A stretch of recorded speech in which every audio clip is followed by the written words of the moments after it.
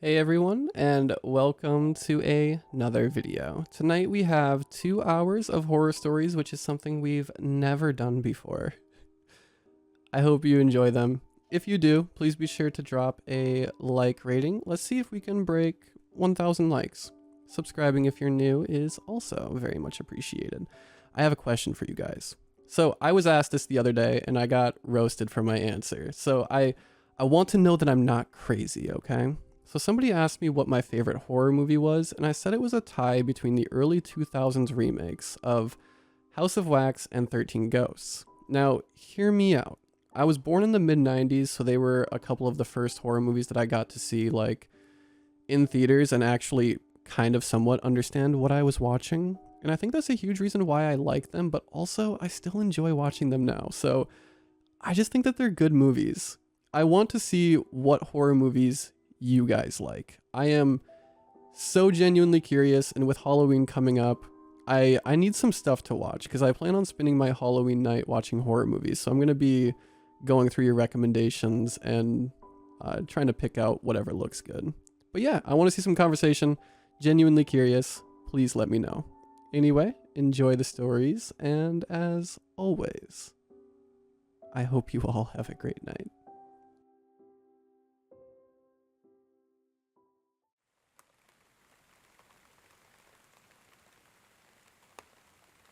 I didn't find it strange at first. When my girlfriend told me she was more of a night owl, I just simply nodded at the time, figuring that maybe she would eventually fall asleep in the early hours of the morning, around 3 or 4, give or take. I was never one to stay up too late no matter how many cups of coffee I would down in an hour, or how many times I would jog around my home just to try and stay up with her. All of my attempts, of course, were in vain. She and I would always make these dumb bets on who could stay up the latest, but I would always end up saying something along the lines of, "I'm just gonna rest my eyes," and would end up being knocked out till noon. Dumb reason, I know.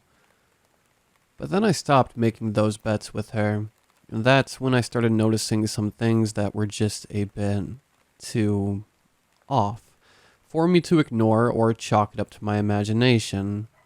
Now, I'm not the most attention to detail-oriented person, so who knows how long this has been going on. It could be weeks or months or maybe even before we started dating, but it was there. This feeling of uncertainty with every passing day that I would wake up and find my side of the bed completely cold. And not just that, just how I had left it last night. Untouched and smooth, as if even my shuffling as I slept couldn't disturb it. I've tried asking her about it, but all she would say is that that's just how she's always been. I would always tease her about it and ask her if I smelled or if she just didn't want to sleep with me anymore. But something about her responses just seemed forced and generic, like she had told this all before. It was weird, but I just couldn't shake the feeling off. Rose and I began dating after a few months of knowing each other. Our contacts were a bit off as she didn't own a phone and was blind to the curses of the internet, and I was a bit suspicious at first. I will admit, how we met was different. It wasn't us bumping into each other while I was on the job. It wasn't me being clueless and asking around for directions to the nearest fast food chain, nor was it me simply asking her out. None of that romantic by fate scenarios. How we met was new and a bit strange. Why? Because we met in a cemetery. Okay, let me explain. I used to live by this old cemetery a few blocks down from me.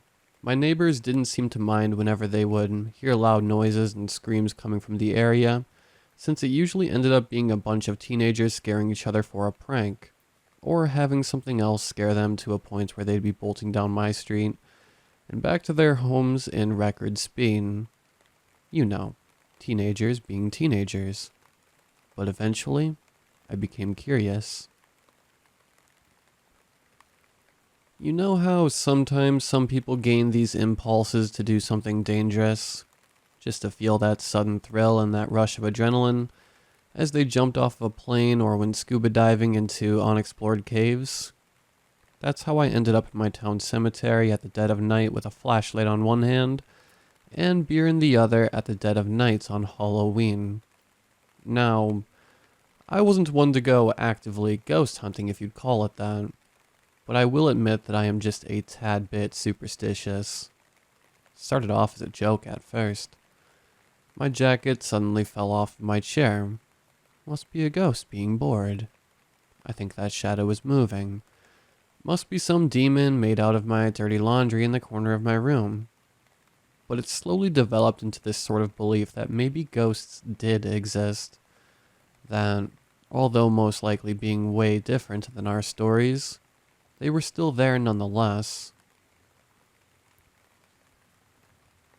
It was dark and a bit chilly that night, which gave me goosebumps instead of the ghosts that allegedly were supposed to be lurking around the cold refines of the cemetery. The promises of zombies coming up and dragging you to their graves, or maybe of vampires leaving their coffins for a meal, or maybe even werewolves stalking their prey. All of that supernatural stuff, and not a single one would have at least told me to dress up in something warm. I can't help but remember how blurry everything was now that I think about it. Like my memory has just gotten hazy, muddled, or even polluted. It fills me with frustration and fear of what I can't remember and what I do. Memories can be faulty, and mine sure as hell are. I started walking down the old gravel paths, shoes crunching against rocks as I absentmindedly kicked at the small pebbles. My eyes glanced around and spotted nothing out of the blue. Gravestone after gravestone after gravestone, and oh, would you look at that? Another gravestone. I managed to do a couple rounds throughout the entire cemetery when eventually I gave up after my beer ran out and my nose began to run as I sniffed. I knew that it was dumb of me to believe in those ghost stories, but I couldn't help it. I was bored and I needed something to do. You know, impulses. It was around 4 a.m. when I finally decided to head home. I was just cresting the small hill that prevented me from seeing the gates before something caught my attention. A rhythmic thumping. A beating. Like how a bird would flap its wings as it tried to stay airborne, or how a large sheet would flap against the wind. It sounded so far away, so distant, but I could somehow hear it. As I tuned into the sound, it seemed to get farther and farther away until it finally turned silent once again. I took a quick look around and could only see the gravestones and the small shack that sat a few ways back in the graveyard. I ended up shrugging and almost ignoring the entire scenario when I turned around and saw a woman standing behind me. Jesus Christ! I yelled, stumbling backwards and tripping on my feet. The woman looked at me with a dazed expression for a minute before she seemed to come to her senses. Her eyes traveled to look at me for the first time as she slid her gaze down my body in a sort of distrusting manner. Then she started laughing, brown hair swaying in the wind as she clung to her stomach, voice dripping like honey on gold. And the rest is history. It was our 1-year anniversary yesterday, which we spent basically cuddling on our living room couch, watching some sort of horror movie. Me being me, fell asleep first and was awoken by the smell of breakfast and the sonic boom that erupted beside me that jolted me awake.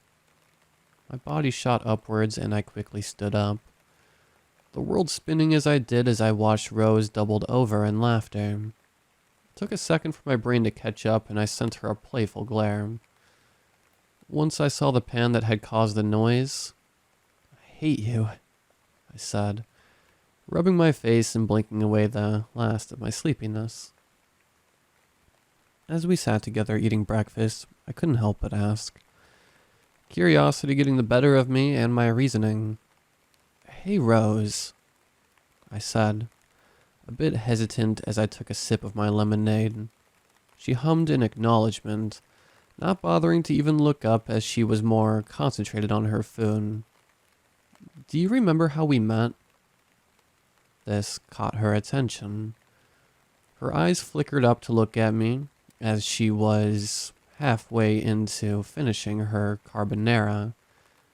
Something flickered across her dark eyes, but I just couldn't place what. I could feel the air shift between us as the comfortable silence that we had been sitting in earlier turned into one of anxiousness and a sort of ire. "Yeah, why?" she said, sitting up and almost swallowing her food that she didn't quite finish chewing yet. "Well, nothing. It's just that I find it kind of weird, you know?" Her eyebrows scrunched downwards as her eyes narrowed. She seemed to be looking at me, but in a weird sort of way. Like I wasn't me, but still was. I have no idea how I should explain it, if that makes any sense at all. It felt like she was seeing me, but not how you see a person sitting across from you, but how you'd see an animal in a zoo. Anyways, I probably just imagined it. "Right. If you're so concerned about how we met, maybe we should just break up." My face fell and I looked at her with a typical "seriously?" look on my face. She always did this. As a joke, of course. We both knew that we wouldn't actually break up. It was just her way of saying I love you, I think. "Sure," I replied, casually returning to eating my pasta before it got cold. We sat there, returning in our comfortable little bubble and making small talk on the way. It was a Sunday, so we were both off of our jobs and ended up wasting the day away with some cheesy rom-com movies. And before I knew it, I was yawning and telling her goodnight as I shut our bedroom door. I lay there in silence after a while, eyes fixed on the plain white ceiling as my hands were neatly placed on my stomach, as I patiently waited for sleep to arrive. But it didn't. I remained in my comfortable position for a while, until I ended up rolling over to my side and scrolling through my phone, facing the doorway. It took me a moment before my eyelids began to turn droopy as I yawned. I checked my phone as it read 12:10 p.m. Huh. That's the latest I've gone to bed in a while. I don't remember putting down my phone, or ever falling asleep until my bedroom door slowly creaked open, and I slowly returned to the land of the living. The light beamed against my face, and I closed my eyes in reflex. I could feel someone staring at me as I slowly cracked open my eyes in a squint. A small silhouette of what could only be Rose stood in the doorway, hands on her side as she continued to stare at me. Could this be the day she finally decides to go to sleep early? Or is this the only time that I have stayed up late enough to finally catch her entering the bedroom? I wasn't sure, so I stayed still, calming my breaths and hoping that my fake sleep act was working. I won't lie. I felt like a child that had just been caught staying up past my bedtime. Still, my fake sleeping act seemed to work as Rose backed away from the doorway and into the hall, quietly shutting the door as she left. My eyes finally opened and it took me a minute to readjust to the darkness. I stared at the door, confused and still half asleep as I wondered, what was that all about? My hands blindly grasped for my phone on the bedside table, eyes squinting at the sudden burst of light. I stared at the clock on my phone. 3:33 a.m. That's weird. He felt like he'd just close his eyes for a moment. Felt strange. Unnatural. I listened for a while longer, straining my ears to hear whatever type of movement in our living room, but there was nothing. Not a single sound in the dead of night. This was strange. I've never seen Rose do that before. Has she been doing this the whole time? I began questioning myself as I slowly but surely eased myself up from the bed. Maybe she was just checking up on me. Was she? Surely she was. What other reason would there be? But why would she be checking on me in the first place? My hand grazed the doorknob and I jumped, yanking my hand back from the sudden shock that rippled through me. Why the hell was it so damn cold? Not just the doorknob, but everything else as well, I realized. My hands traveled back to the door, fingers barely touching the wood before I jolted backwards once more. What the hell? I muttered. It was like a shock of ice, like electricity, spreading through my body. It wasn't a normal type of cool, midnight air. I knew this because I'd turned up the heater before I went to bed. I always do.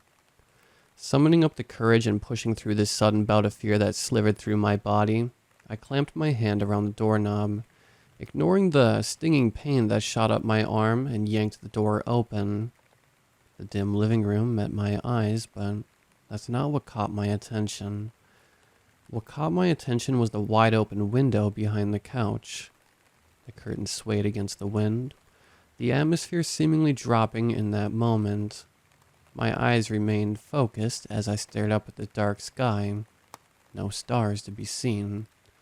Airplanes from the nearby airport, lights from skyscrapers, just pure and unwavering darkness above me.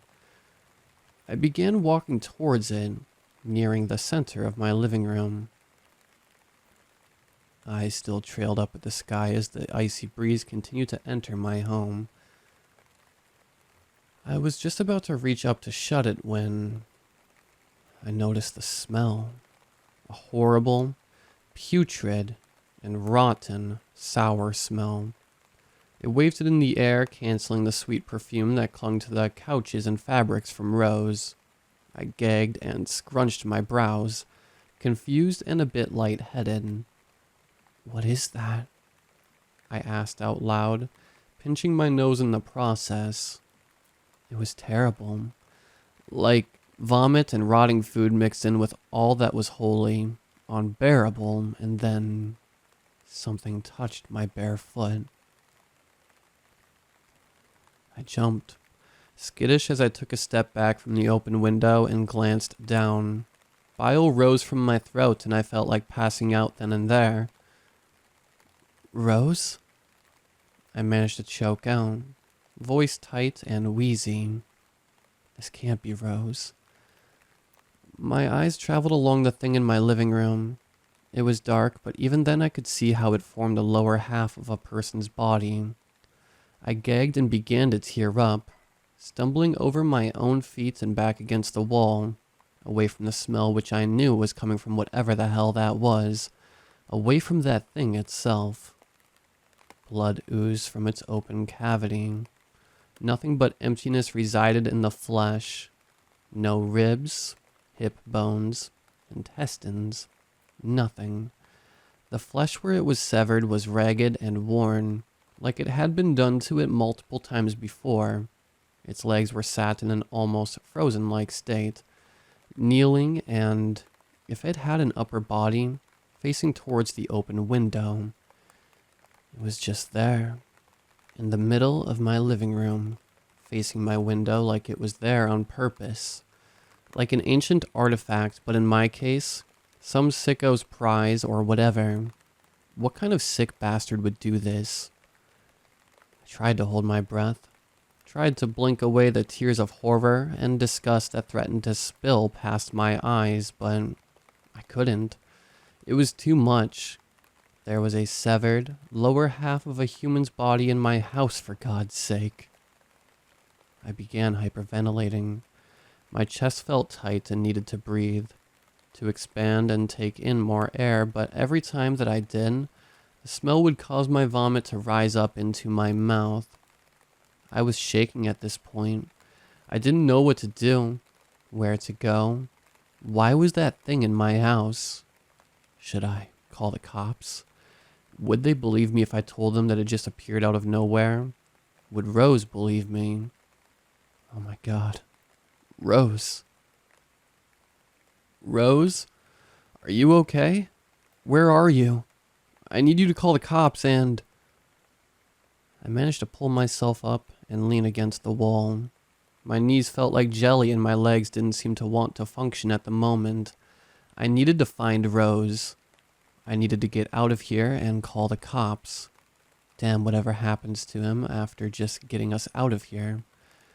As I forced myself to move towards the kitchen, but just as I was a few more steps to it, thump, thump, thump, I froze. That rhythmic thumping again. It was the exact same as the one in my memory, but this time louder. Incredibly loud, in fact. It felt like it was right beside me, and I twirled around, disassociating myself in the process. Where was it coming from? I placed a hand on my chest. I could feel it beating, almost in unison, but it wasn't my heartbeat causing those sounds. It was something else. Something I would rather not find out. I managed to slink over to the counter and grab a knife.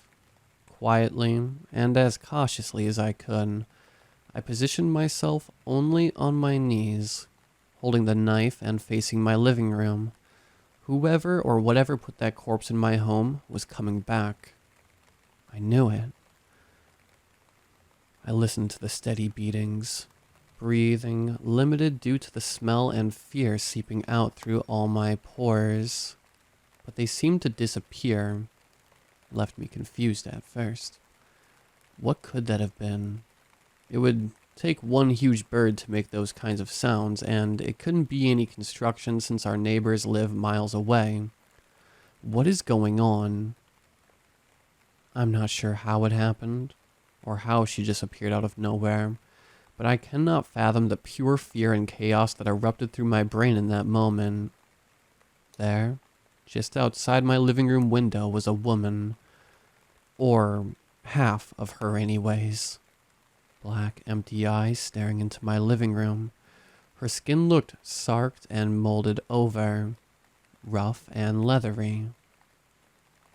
Long, messy and wild, dark hair cascaded down past her chest, mingling and tangling in the intestines that hung out from below her, and it took everything in me just not to vomit right then and there. Her lungs, small and large intestines, pancreas, kidneys, stomach, heart, everything that a normal body should have, displayed against the black and open sky. They hung below her like tendrils and snakes, bumping against each other as they twitched and jumped, but what made my skin crawl was her tongue. It hung out of her mouth like a rope, going past what I could even see from my vantage point. Behind her were her wings. Flapping in pure and utter silence were giant bat-like wings that stretched underneath the dead sky. I blanched, all hope leaving my body as I could only stare at the creature in horror. Her hands reached up to touch the windowsill, and then she came inside, organs bumping and dragging across surfaces as they smeared blood and muck on everything that they touched. I watched in terror as she began to crawl towards the lower body that I had bumped into earlier and began to reattach itself. Tremors racked through my body as I placed a shaking hand against my mouth at the sight and sounds. I was sweating bullets at this point as I watched and listened to her groan and hiss. Her tongue seemed to shrink back and convulse back into her mouth.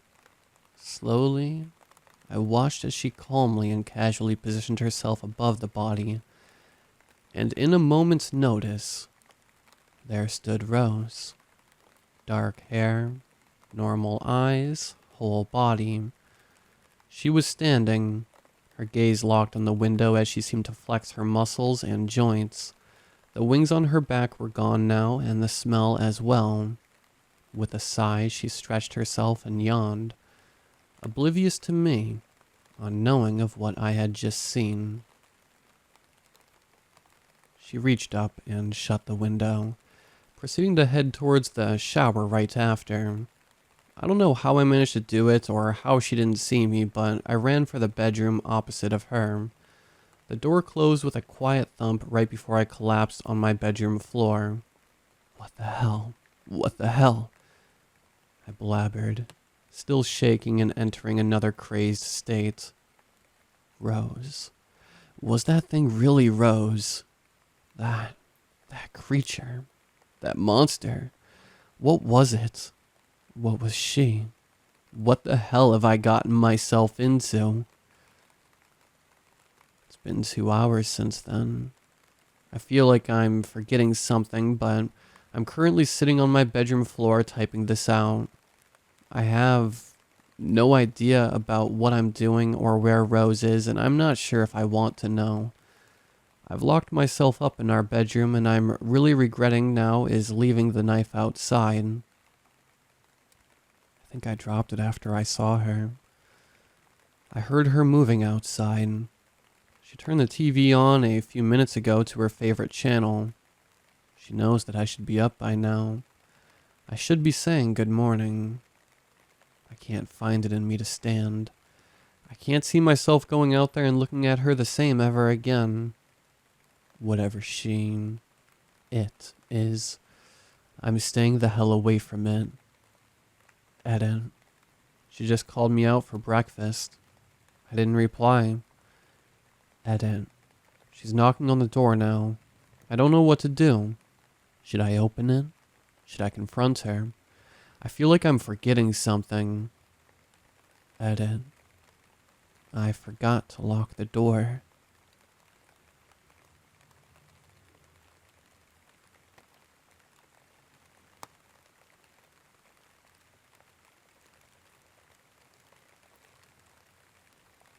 Let's call it a game. That was what it told me. I have lived in the northern part of Missouri for about 3 years now. This story takes place sometime last year around winter. I forget what month it happened in, but I know it was before Christmas. Around that time of year, we got quite a bit of snow, as we usually do in my area. During this time of the year, before the holidays, I liked to go exploring. For some reason, I like the feeling of getting lost and finding my way back through the blindingly white snow. I know, it's stupid. On one particular outing, I had gone out a little farther to the west than I thought I had, and I became lost as I had hoped.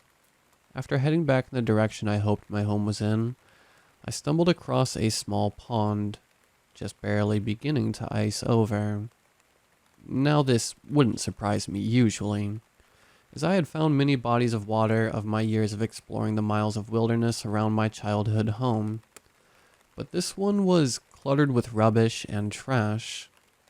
It was weird considering the fact that none of the surrounding forest had any litter.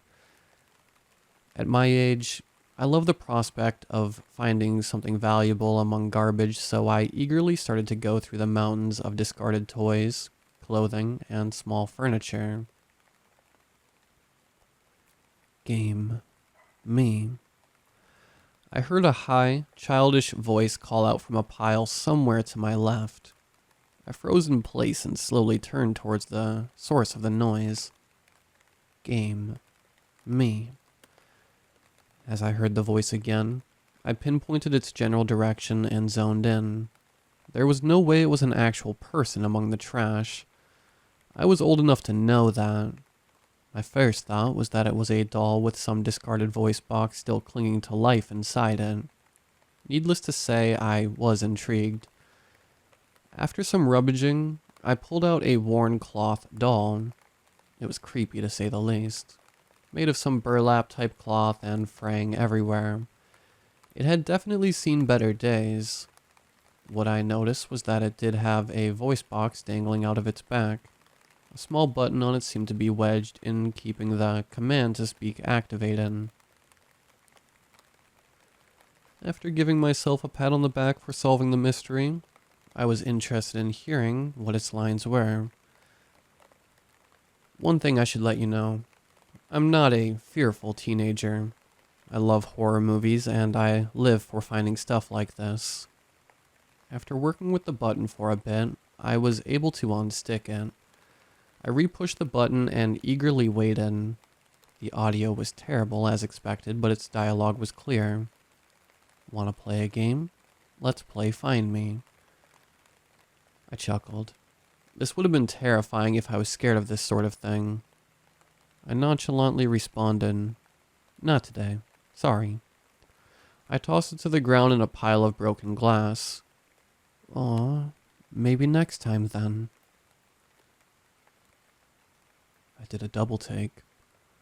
The fuck? I took a closer look, running logic through my head. It must have a motion detector or something so that when I put it down, it must have had that response. It had to be. I picked it up, careful not to touch the glass. Without me pressing the button, it repeated the line, "Want to play a game? Let's play Find Me." It was clearly broken. I dropped it again and decided to head home. As I walked over the piles of debris around me, I heard it speak again. "Don't leave me. Let's play Find Me." Okay.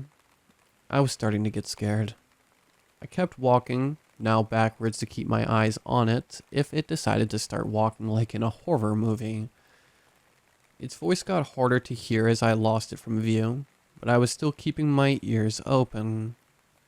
Game. Me. Katie.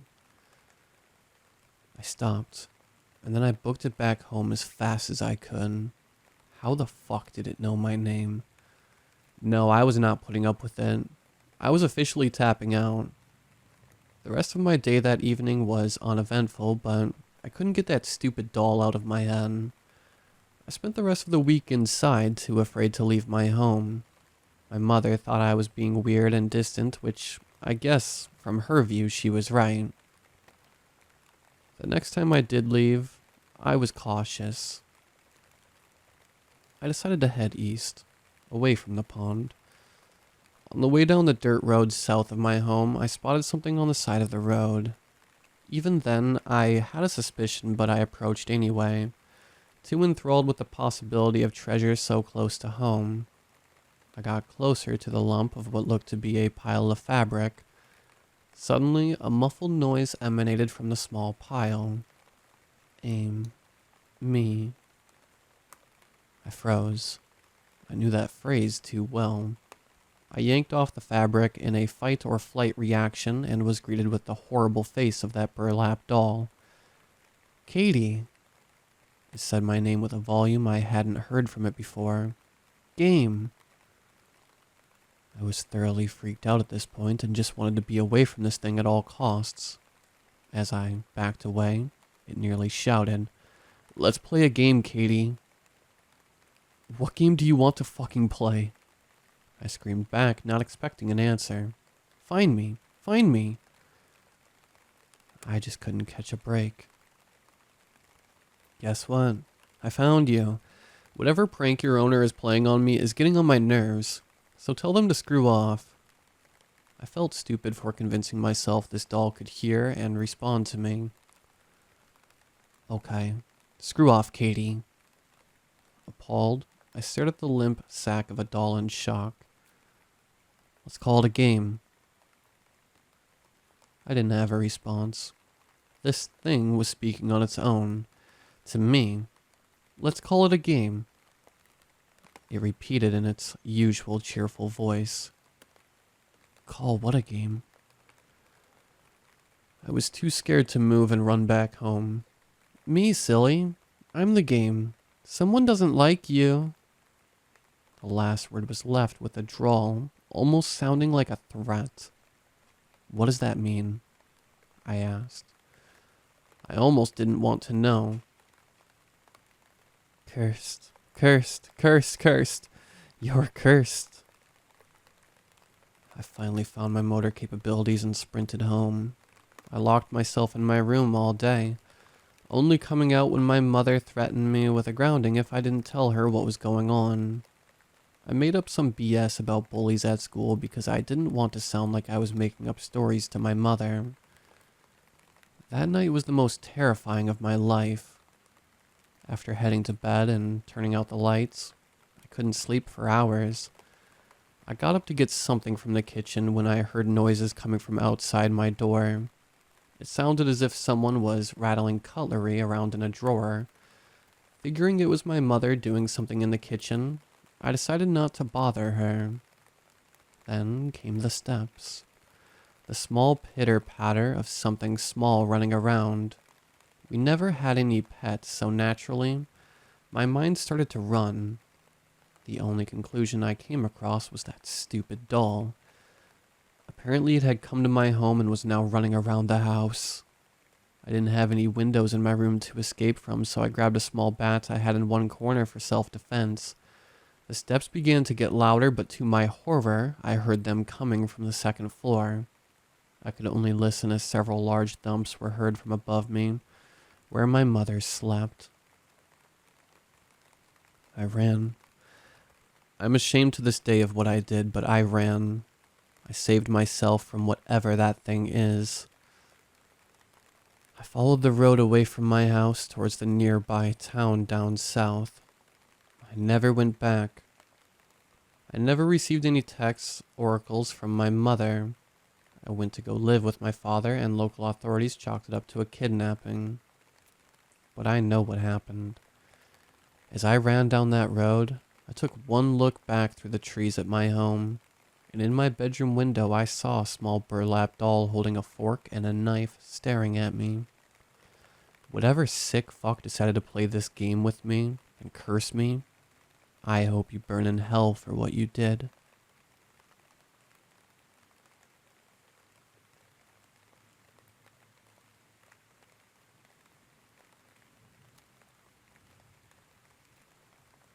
The first thought that crossed my mind as I hit the water was how warm it was.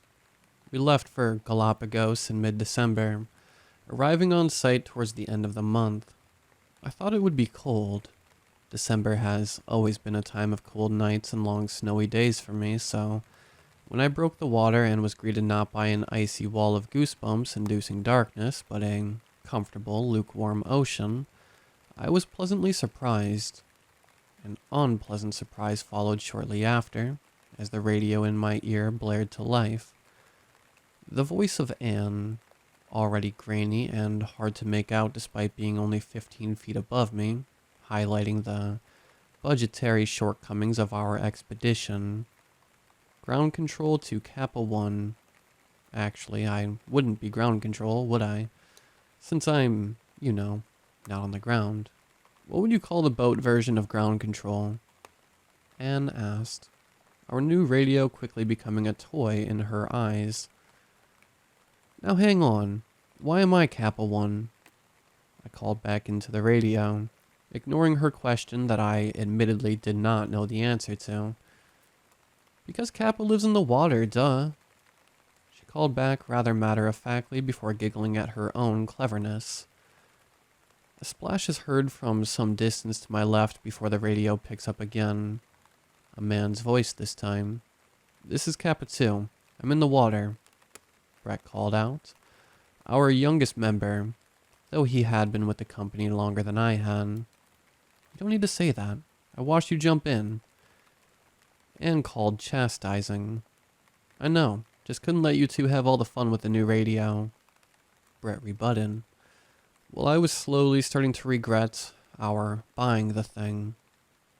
Alright, enough playing around. We're wasting sunlight.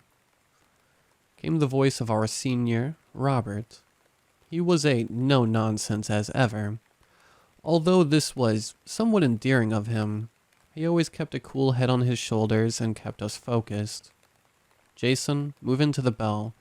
Brett, retrieve the sea scooter and join him. We want this done before sunset. Robert directed through the radio. I wasted no time, swimming over to the large device dangling from our boat by a thick metal cable. It was almost shaped like a bell, as our nickname suggested. A large bottom-heavy structure that narrowed at the top and widened at the bottom. It was around 7 feet tall, and half that in diameter. 4 small round windows positioned on its north, south, west, and eastmost sides, and 1 large hatch on the bottom. As I moved to climb inside this hatch, Brett joined me at my side, using the sea scooter to catch up. Its light illuminating the diving chamber in the dark ocean water. I was a little jealous Robert had chosen him to pioneer the sea scooter for our company, not me. It was a small device, no bigger than the motor of a weed whacker. At its rear were two handles with a small lever to pull on the right, and a button for the light on the left. Attached to these handles was the motor, a loud thing, strong enough to turn the blades at the front of the device to propel its occupant forward faster than they could swim. Just beyond the propellers, right in the center, was a large light. I could see Brett's smiles showing through the thin glass of his mask as he delighted in his new toy, and we both climbed into the chamber, sealing it shut behind us while it began to build pressure. I took a seat opposite Brett, and we could feel the chamber moving, sinking through the water a few feet at a time. It was an odd sensation. The water inside didn't jostle or move, but we could feel the world pulling upon us as we sank down deeper and deeper. Robert's voice came over the radio again, growing fuzzier, but not so much that we couldn't make it out. Remember to watch your depth gauges and don't go too deep. Those suits the NOAA lent us will get you to the vents, and maybe a little deeper. Let's not find how much deeper. Just chart the entrance of the trench, leave your markers, and get back to the bell. Roger, roger, Brett called into the radio, and I heard Robert let out a sigh. Now we started the wait. As the chamber sank into the depths, it built pressure to acclimatize us to the pressure of the ocean at our desired depth. That way we could get out, do our work, and decompress in the bell instead of doing decompression stops in open water, which was going to be nice, as decompression from this depth should take close to 14 hours. We hooked our air tanks up to tubes in the bell, running up the cord of the bell all the way up to the surface, so we shouldn't have to worry about running out of air. I stared at the depth gauge on my left wrist, watching it tick up as it worked even from within the bell, ticking past 1,000 meters already. It was nice to have such a fancy bit of hardware in the form of these suits. Our bell and scooter were as outdated as they got, and our boat was on her last sea legs. This job could have been the start of something new, with any luck. It would lead to more business with the NOAA, and our little diving shop might make it big. Suddenly a question shot to the front of my mind. A question I aired over the radio to our captain. Why us? My question was met with silence at first, and a funny look from Brett before he spoke up. Well, because Anne doesn't dive. She mans the ship, and Robert's too old to make it down here anymore. Careful too, you know he's sensitive. And he's back at us, and Robert let out what could have been a chuckle, or maybe a cough. It was hard to tell. That's not what I mean. I mean, why did the NOAA hire us for this? Don't they have divers, and divers with better gear? Divers they trust with these fancy suits a hell of a lot more than a basically unheard of diving team? There was a long silence after this. I thought maybe he knew the answer but didn't want to say. It seemed everyone took a few moments to ponder this question, or maybe the others were waiting for our captain's response like I was. Regardless, our thoughts were interrupted by the bell jerking to a stop, causing us to swing and sway in the water before we steadied again. Brett was up first as we unhooked our tanks from the bell's umbilical, his hands cupped around his eyes at the window, searching for whatever it was we came here for. No, that can't be right. He mumbled to himself before beginning to undo the hatch. I moved to the window to see whatever it was he saw, but I saw nothing. An endless expanse of dark water lay before me. At least, I think it did. It was dark and I couldn't make out much. What is it? I don't see anything. My eyes didn't leave the window as I asked, waiting to see some colossal beast swim by, or some ravaged sea life. My mind started to swim as I waited for his answer. He didn't reply. Not until he had left the bell, ducking out into the water and drifting just below the hatch, floating motionless in place as he looked out at the surrounding ocean. The lights of the bell finally clicking on, revealing more of the nothingness around us. That's the problem. Check your depth gauge. And I did as he instructed. Revealing at our depth, we were 2,600 meters below the surface, the deepest anyone had ever gone without a submersible. The vents, he started. We should have hit the floor 50 meters ago. This can't be the right place. Hydrothermal vents are gone. He sounded angry and a little confused. Robert called to him over the radio, trying to calm him down. Brent, it's a newly formed trench. The vents are still there, just moved. If you get back into the bell, we can adjust the position until we find the edge. It shouldn't be more than a few dozen meters away. Brett ignored him, swimming away from the bell now. Brett, I called out, stay near the bell. If you get lost down here, well... I was cut off before I could finish. Brett starting to shout into the radio, turning his sea scooter on and propelling forward, with me following along against my better judgment, trying to keep a mental note of where the bell was. No, this was impossible. The edge isn't a dozen meters away. There is no edge. The trench is massive. A trench this large forming and so close to land. There should have been tsunamis and earthquakes. This kind of damage doesn't just happen without anyone noticing. We were at 2,700 meters and getting deeper by the second as he searched for the ocean floor. Comms were quiet for a few moments before Anne spoke up. Brent, it's okay. I need you to get back to the bell. We'll figure this out, and I'm sure the NOAA have an explanation for what happened here.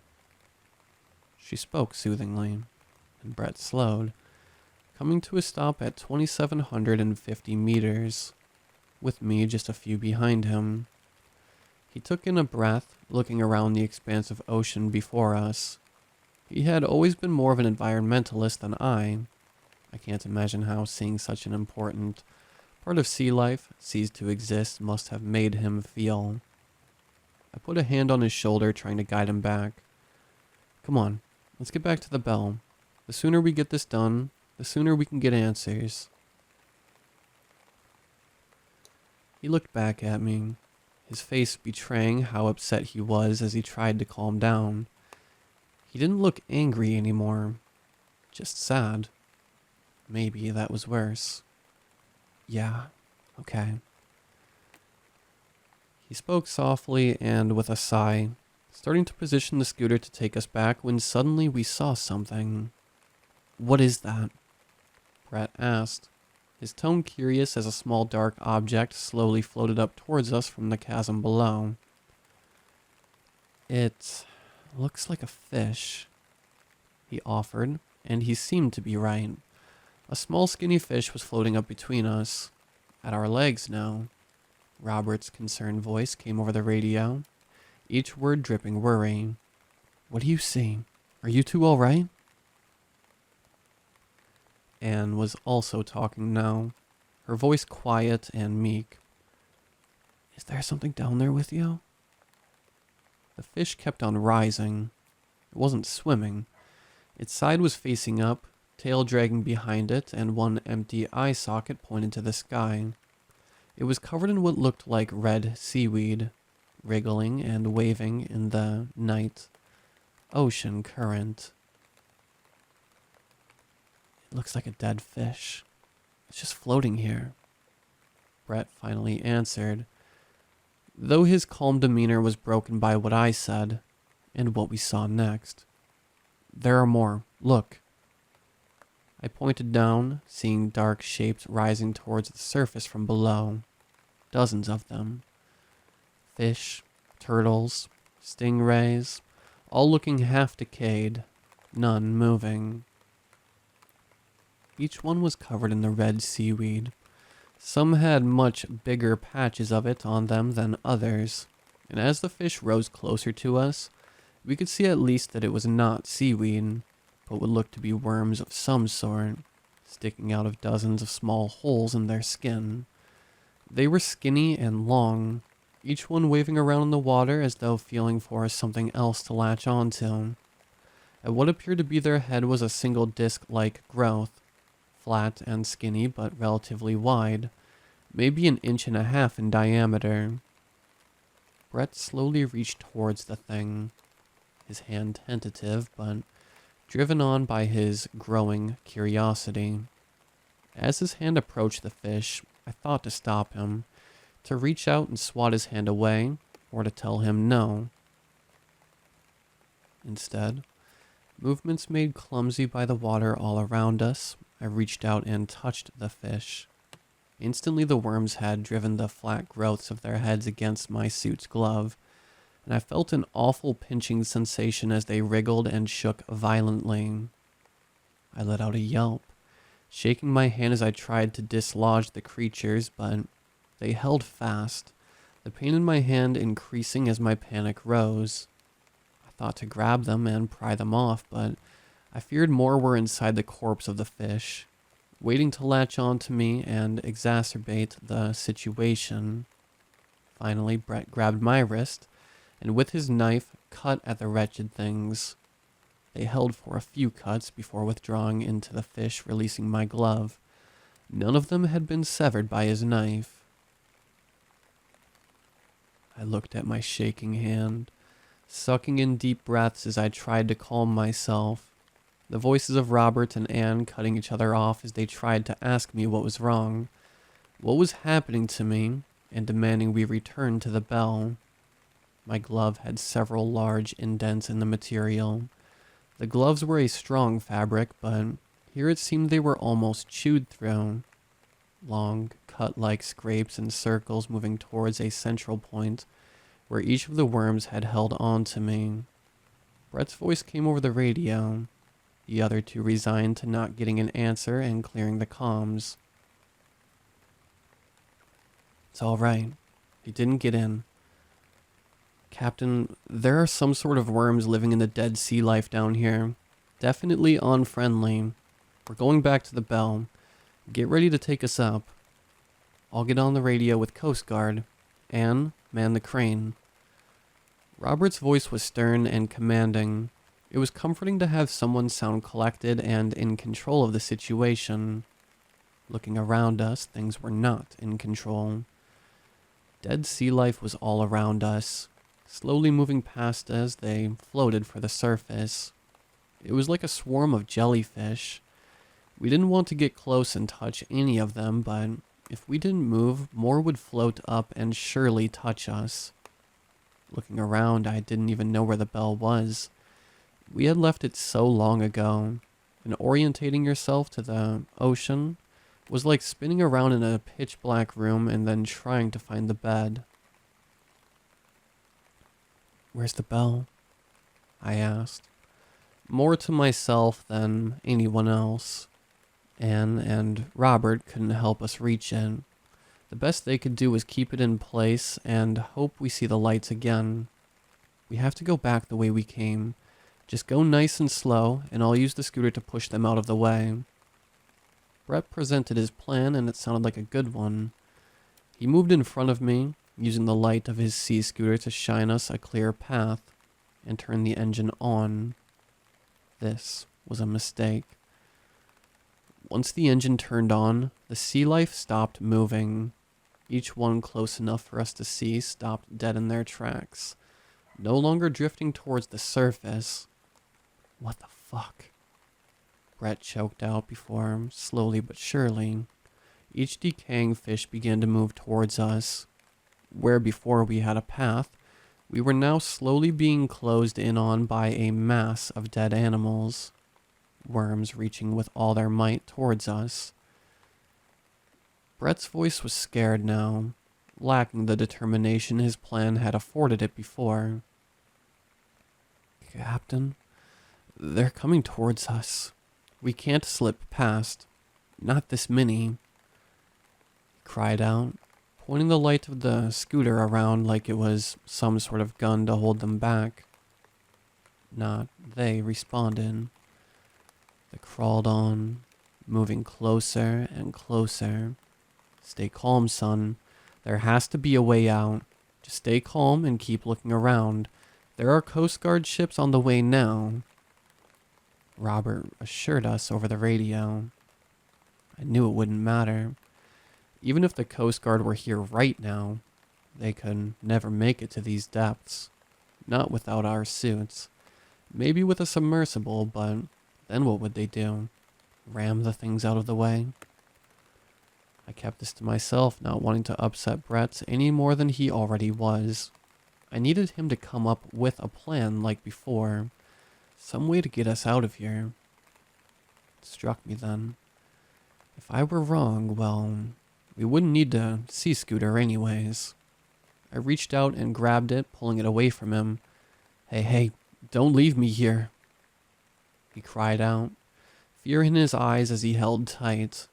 But it didn't matter. I was bigger than him, and after a brief tussle, I had the scooter. I pointed it away from us, turned the engine up to medium, and let go, watching it drift away from us. What are you doing? Brett demanded, grabbing my shoulder and spinning me around to face him. We needed that. You've killed us both. Around this time, the first fish drifted past us, towards the direction of the sea scooter. He let go and turned around. We had to dodge them a bit, but they were moving past us, leaving us alone. I think they were drawn to the sound. When you turned it on, they came towards it, so I turned it up and sent it away. I explained, trying to keep him calm. Well, you could have just said that, asshole. He was still angry, but too relieved to hold on to it. He turned and we both started to swim, making our way to where he claimed the bell was, careful to avoid the sea life that hadn't been close enough to notice the sea scooter. With each passing meter, I grew more concerned.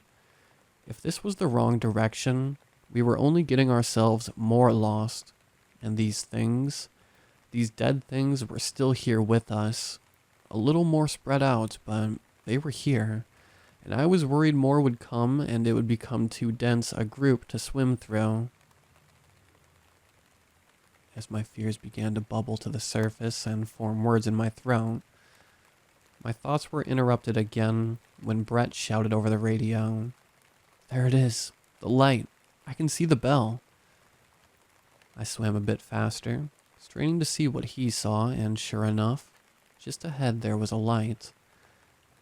He swam towards it fast, waving his arms and breathing heavily as he raced for it, ignoring the fish floating around him and rushing for the bell. As we got close, I began to notice something. There was something big just below it.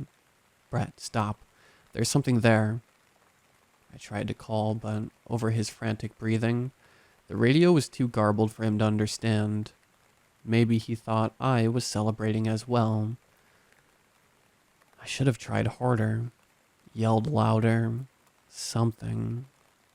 But I didn't. Didn't think he would be able to hear me.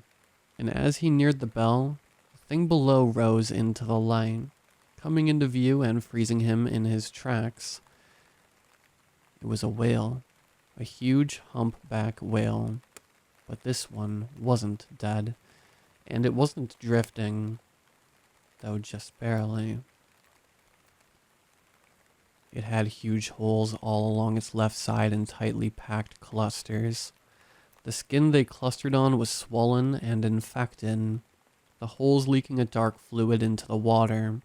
Its body was lumpy, long tubular growths protruding all down its back and to its tail, and these bumps wriggled and moved, twitching and causing the body to move along with them.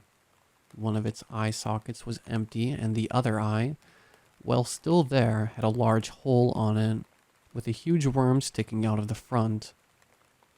I slowly approached Brett. Its one big eye locked onto him as the worm reached for him, both of us frozen in shock.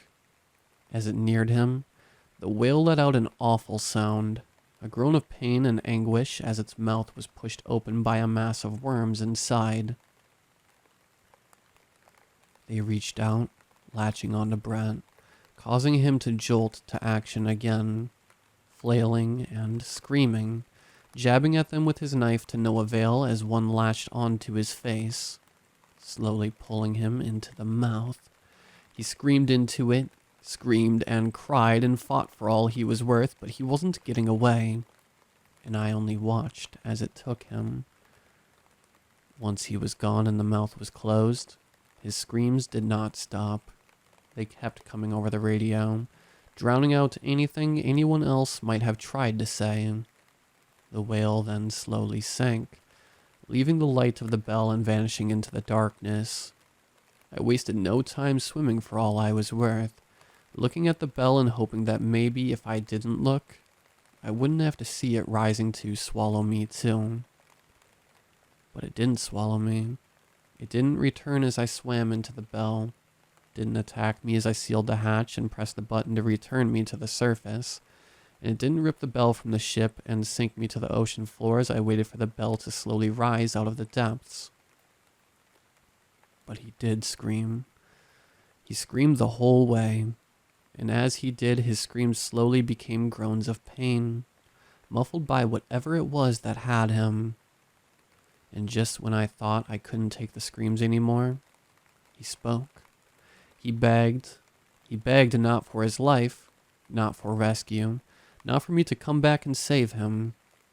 He begged me to kill him, pleaded with me in a voice so weak and with breath so raspy, breathing wheezily, unnaturally.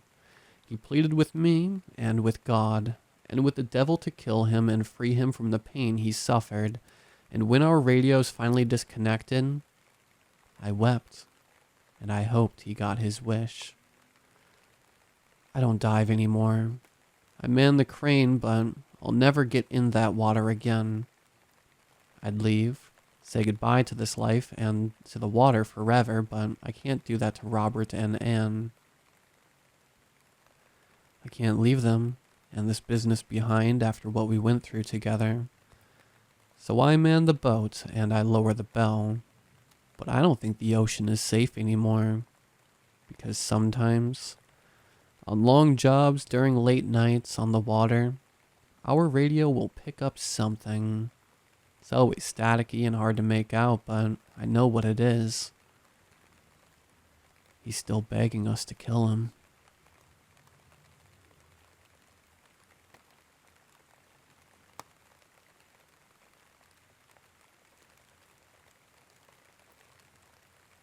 Knock, knock. Renz knocked on the door of his aunt's house with his index finger's knuckle. The ring he was wearing hitting the aluminum caused an echo on the small porch. He didn't wait for a reply before opening the door gently.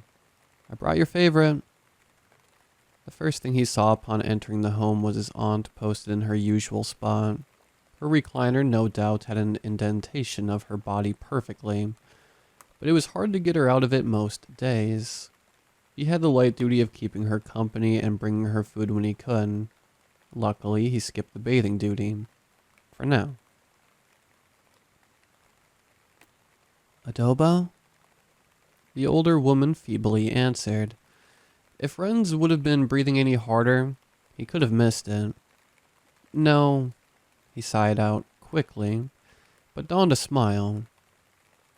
Your second favorite. I brought fresh pork barbecue, because it was the only thing still open. He sat the bag of food next to his aunt, knowing she'd probably wait until he left to eat. That's how it seemed to work these days. But he was sure she was actually eating, so that was an improvement from a few weeks ago. He told himself he'd rather take out the trash a few more times a week versus cleaning the molding food from the fridge again.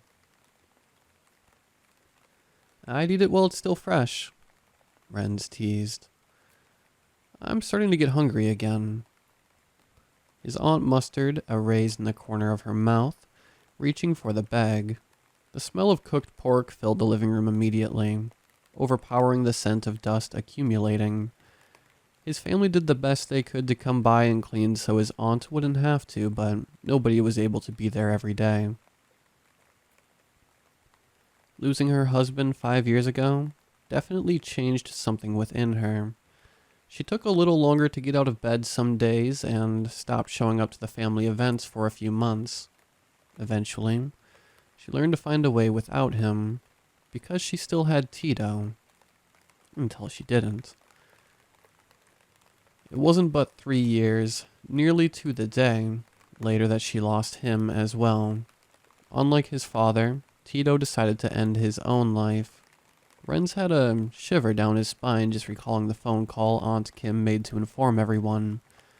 He was sure she meant for one of his parents to answer, as he didn't live with them anymore, but a part of him is glad that he was the one to receive the news first.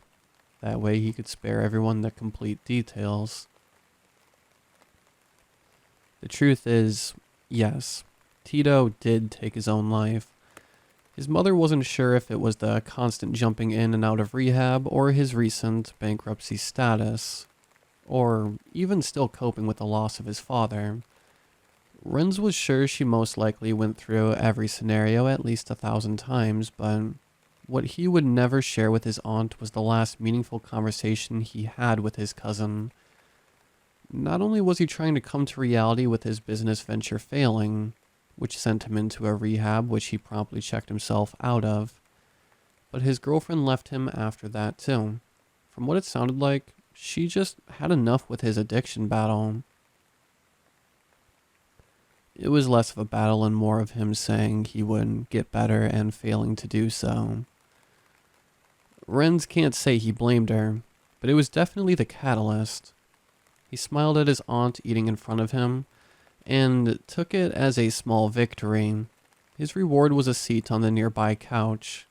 His train of thought was, if he acted like he had one foot out the door, maybe his aunt would eat sooner, and it seemed to have worked. His mind jerked him back onto the less than pleasant train of thought. The last conversation he had with his cousin Tito. I don't know about that man. He could tell his cousin needed moral support, but it was 3 a.m. in the middle of his work week. Some of us still have jobs to get to. That's just how I see it. Tito scoffed. I knew you'd see some sort of silver fucking lining. I just think you should cut her some slack. Renz rolled over, shoving his head under his pillow as if that would magically end the phone call. You've both been through a lot. Yeah. His response was met with a harsh silence on both ends. Thanks anyway. Click. And that was that. The last time he would hear from his cousin before taking his own life. And it was spent with Tito trying to convince Renz that his mother, Kim, was at the root of all of his misfortune. The only thing that Renz could pinpoint that she even had a hand in was refusing to lend Tito money. Again, it was out of both love and principle, because she didn't know whether it would go to rent or drugs, and chose to play it safe. It made Renz sick to think that that was the thought process his cousin took to his grave. He took a quick glance to the mantel, final resting place to both his uncle and cousin now. This was quickly picked up by his aunt, who conveniently sat right across from it. She let out a sigh, placing food she had in her hand back in the box. She offered it to him without saying anything, but upon declination, set it on the coffee table, exhausting what energy she did have. Not that he could blame her. It has only been 4 months since the passing of her son and 3 years since the loss of her husband. He had put himself in her shoes many times and remains thoroughly impressed with where she is now. Still, it hurts seeing his aunt like this. There was very little improvement from day to day, and Renz made the conscious effort to see her at least 3 times a week. It was the least he could do, but no amount of food he could provide her washed away the guilt he felt for having to do it in the first place. Renz went home that night much later than he intended. He waited until Kim was audibly snoring before covering her with an Afghan and planting a kiss on her forehead. He thought he saw a twitch of her mouth turning upward, but chalked it up to his own imagination and quickly exited just as he had come. This was the new normal for a while. Renz would bring the food that was once his aunt's favorites in hopes that her appetite would return over time. For the most part, it had, but not until almost a year later. It was around that time that she was starting to get her mobility back and the other family members stopped coming by as frequently. Despite his aunt's protestations at times, Renz still visited just as often. Periodically, he would take an extra day off of work or call in late just to stay overnight with her during the tragic anniversaries. There are things you don't think about until you have no other choice. What to do when it comes to the deceased's birthday, marriage anniversary, or even when they should have graduated college. Still, she had a long way to go. The loss of her immediate family has left her fragile, to say the least. Her night terrors were a bit less frequent as the time has moved on, but they were still present. Renz had gotten used to them by now, but the sound of his aunt wailing after screaming herself awake wasn't something he would soon forget. A main concern was that her closest friends addressed was the fact that she still lived in the residence she shared with her husband and son. She had primarily taken up residence in her living room, so her bedroom and son's room would remain virtually untouched. It was all Renz could do to convince Aunt Kim to allow him to move in a futon, so she would have another option for sleeping other than the recliner. She fought with him every step of the way, but started using it as soon as it was set up. That was enough to win for him. That's why his aunt called him with the news. It was all he could do to not drop the phone. He couldn't believe what he was hearing. "You want to sell the house?" "Yes." He could hear her smile from the other end. "I just accepted an offer on it, dear." "What? How?" Normally he has no issue supporting the endeavors of his family, especially his aunt, but this was completely out of character considering how they spent the last few years. She was just to the point of being able to spend a few hours outside the house every so often, and now she wanted to sell it. "There's no need to get upset, son." Renz felt a pit in his stomach every time his aunt referred to him as her son. It wasn't an uncommon occurrence, both before and after the death of her own, considering how close they were, but it held a different weight now. "I'm thinking about moving closer to everyone. I think it's time." "Auntie, I have no problem making that trip." "It's time," she repeated. "There are a lot of memories here, but I think it's come to an end, and I think it's what Jericho would have wanted." "Well," Ren sighed, becoming increasingly aware of how sweaty his hand was while holding the phone. "I can't argue with that. But what on God's green earth gave you this idea in the first place?" "Mila showed me a wonderful mobile home." The lightness in her voice was refreshing. "I can have it moved anywhere I want." "Are you trying to move in with me?"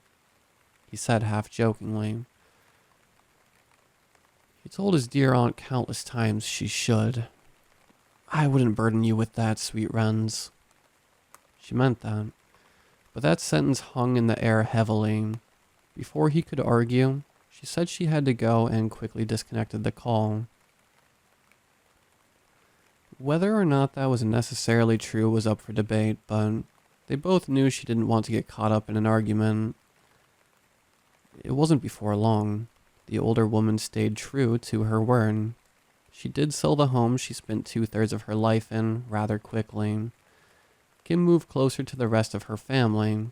While still maintaining a distance, she was about an hour and a half away from Ren's home instead of 3. So neither of them could complain. Not that she was able to stay home long. It was almost like a snowball effect. Once she was settled into her trailer for a few weeks, she got a second wind. She talked of traveling to places that she had once been with her family. Renz tried softly to talk her out of it at first, thinking it could do more harm than good, but after the first trip, it was apparent that it was exactly what she needed in order to grieve.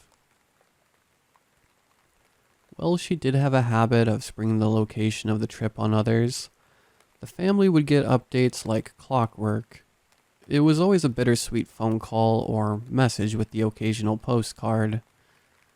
She made sure to include pictures of her husband, son, or all three of them side by side with her in the present day. Funny though. Even though the years have added sagging skin and more laugh lines, her smile remained the same.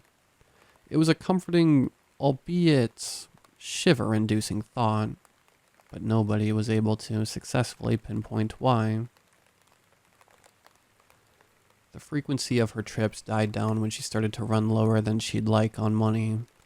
She still had a good bit set aside from what was left from selling the house, but she insisted on keeping it above a certain amount religiously. No one ever questioned it, at least to her face. When she revealed that she got a part-time job just down the block from where she lived, it was met with relief rather than apprehension. Nobody was able to object with the complete turnaround she had made. Healing is not linear, but her good days far outnumbered the bad ones. Life was able to carry on as close to normal as one grief-stricken family was able to. That was until the pandemic hit. The news was met with total chaos worldwide, throwing everyone into a frenzy if they had previously scheduled travel plans.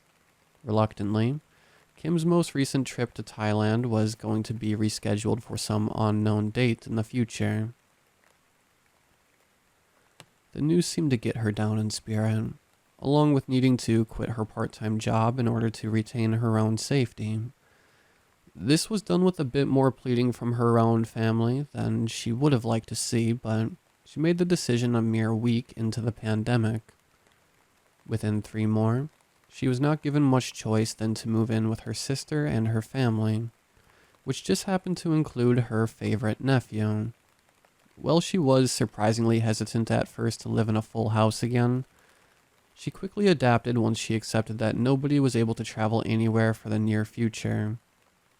It was not long after they moved his aunt in that Renz noticed the unfamiliar behavior she had adopted.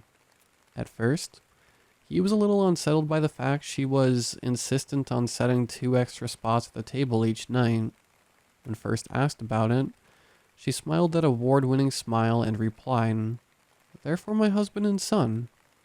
And that was that.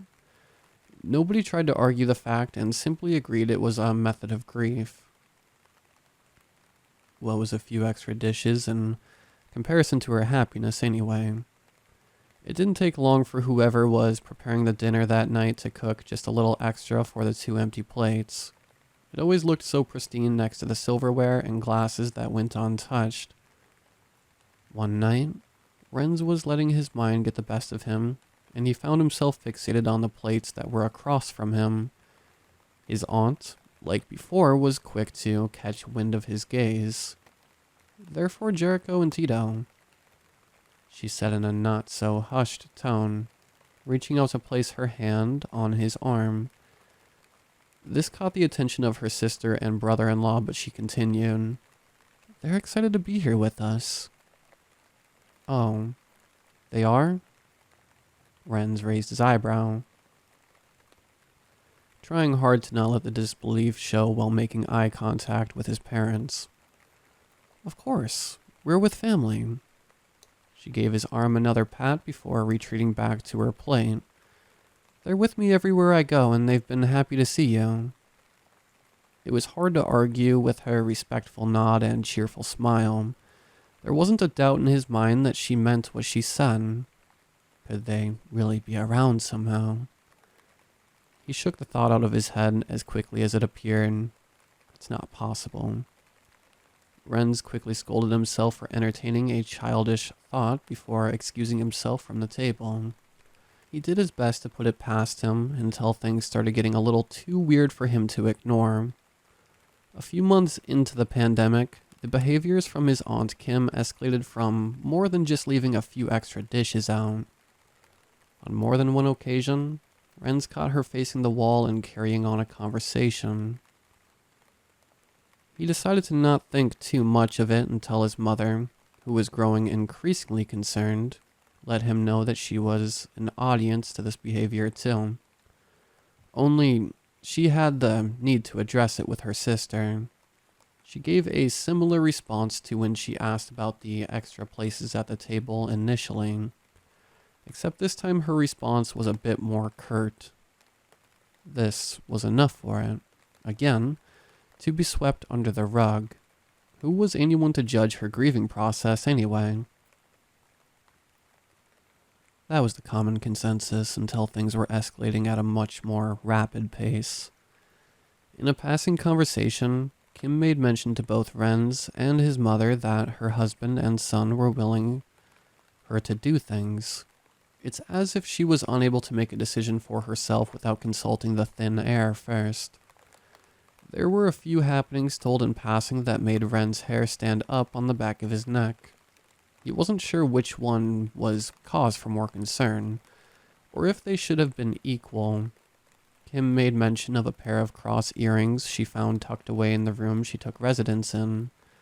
It was a guest room for years filled with various knickknacks and the lone storage box, but something told her that she was going to find the pair of earrings in a box, and before she knew what she was doing, she already had them on. From that day, she hadn't taken them off, claiming it was a gift from her son Tito. A little more out of the ordinary. The room was beginning to take up a foul smell. Upon a quick inspection while Kim was in the shower, Renz found a few McDonald's bags on the nightstand. He barely opened one before getting the fright of his life. Joe asks me to get his favorite every Friday. Aunt Kim's voice rang loud and clear, the only other sound in the room being the blood rushing to his ears from being caught. You know how he was about his sandwich. I do. Renz faked a smile, folding the bag back up and placing the moldy food back where he found it. I'm sorry for snooping. More like sorry I got caught. Why are you keeping this in here? He thought to himself. Don't be, dear. The now slightly eerie smile dawned on her face again. Just don't go eating your uncle's food. This sentence definitely made him stop in his tracks. Or was it the fact that she now had a grip on his arm as he tried walking past? He loves you like his own son, you know. The eye contact his aunt was making while stating the fact was unsettling to say the least. I know, Auntie. I loved him too. He quickly made a beeline for the exit, his heart still racing at what seemed twice the normal speed. Why would she say loves? There hadn't been anything present tense about his uncle for half a decade now. All of this was adding up to something, but he still couldn't place his finger on what bothered him most about it. Isn't nearly 60 too old for imaginary friends? Another month went by with something out of the ordinary happening at a frequent rate. It wasn't anything they couldn't handle, until it was. Renz awoke one night, hearing hushed murmurs coming from downstairs. He warred with himself on whether or not he should see what was going on, but he could tell it was his aunt doing the talking. He finally decided to go pay her a visit with the ruse of getting a cup of water to drink. He tiptoed downstairs, being careful not to put all of his weight on his feet just yet. He even caught himself covering his mouth to ensure that he was able to control his breathing. Despite all the preparation, he wasn't ready for what he was met with when he reached the dining room. It was his aunt. Yes. Her hand was fixated tightly around a mug of what could only be tea at this hour. Renz watched as she seemed to carry on a conversation with someone, except no one was there but her. She even went as far as to giggle like a little girl and swat the absent air beside her, like she had just heard an amusing anecdote. As if this wasn't odd enough for him, she was sitting in the complete dark. There was just the light over the sink in the kitchen, which was barely enough to show any particular detail in their surroundings. He thought about calling out her name to grab her attention and bring her back to reality, but before he could, he heard his uncle's name escape her lips. It often did, but this was not the same. It's as if she was speaking to him directly.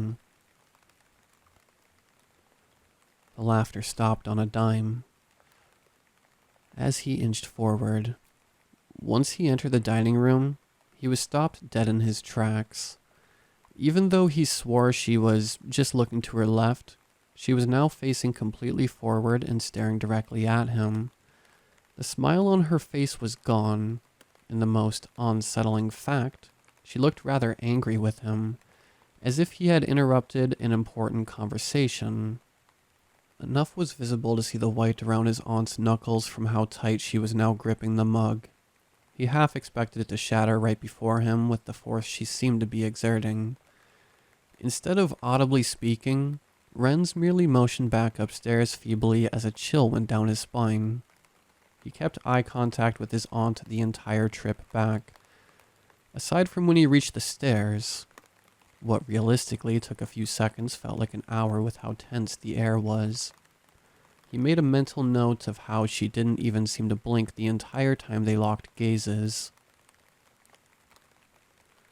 He wasn't able to get much sleep that night.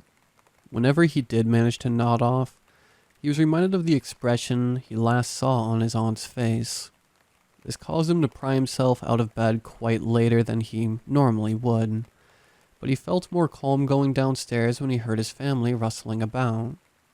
Before he could even think about mentioning it to anyone, he took quick note of his aunt still taking up residence in the dining room, but this time, the smile warmly and patted the empty seat next to hers for him to join. He sat next to her, albeit reluctantly. Even though she appeared to be in her normal state of mind now, there was an unsettling air about her that he now couldn't shake. He waited until his parents had gone to work before trying to address the matter with her, but it only seemed to make the thoughts racing in his mind worse. "Oh, I don't know, dear. I was out like a light last night." "Are you sure?" He pressed, making the effort to take her plate of breakfast into the kitchen for her. It was a nice gesture, but it was really to avoid being in the same room at the moment. "I could have sworn you were enjoying a cup of tea." "That sounds like me." She laughed with a cheerful smile to follow. "But I'm certain I was asleep. Are you sure it wasn't just a dream?" "I guess it must have been." Ren sighed, second-guessing the last few hours and tracing his steps back again and again as he continued to keep busy cleaning up the kitchen. It had to have been a dream, right? That was a question he repeated to himself for a few days before trying to lay it to rest for good. He could find no reasonable explanation that didn't make him sound insane. Eventually, Renz found that he was finally able to get a good night's sleep as long as he locked his door before laying down for the night. It kept things in and out. Life almost returned to normal for a day before the family was met with shocking news. Kim called a meeting at that same dining room table, informing her family that both her husband and son were getting a little restless. "They need to get some fresh air," she explained. The rebuttal everyone had wasn't even about the fact that she was once again addressing her deceased family in the present tense, but with the fact that there was a global pandemic at large, and someone of her age should not be traveling alone. "I won't be alone," she snapped. "I will never be alone." "I am telling you." Ren's mother placed her hand lovingly on her sister's shoulder. Her voice was sweet, but her gestures indicated how tired she actually was with trying to talk some sense into her sister. "It's not safe out there right now. Please consider waiting a little longer." We've waited long enough," was the only response they got before she retreated to the guest room. Kim was wasting no time in packing her things, which was even more unlike the person she is. She always took her time, even if it meant packing a week beforehand. It was extremely out of character for these decisions to be made in such haste. She was intent on leaving the next day. Everyone stayed home from their jobs in an attempt to talk some sense into her, but it was futile. Renz was beginning to come to terms with her desire to leave. In fact, it was a little comforting taking her odd behaviors into consideration. Maybe a little time apart wouldn't be so bad. Kim managed to gather all of her belongings and have them waiting at the door before everyone was even awake the following day. But, as she told them, they shouldn't worry.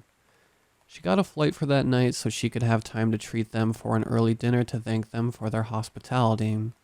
Although Renz took note of the way she was speaking, it almost made it seem like she would be the last time they would see her. Just as she had done for the past year almost, she added 2 extra spaces at the table for her husband and son. But before Renz had time to finish half his food, he noticed that the spaces across from him looked as if the food had been sitting there for weeks.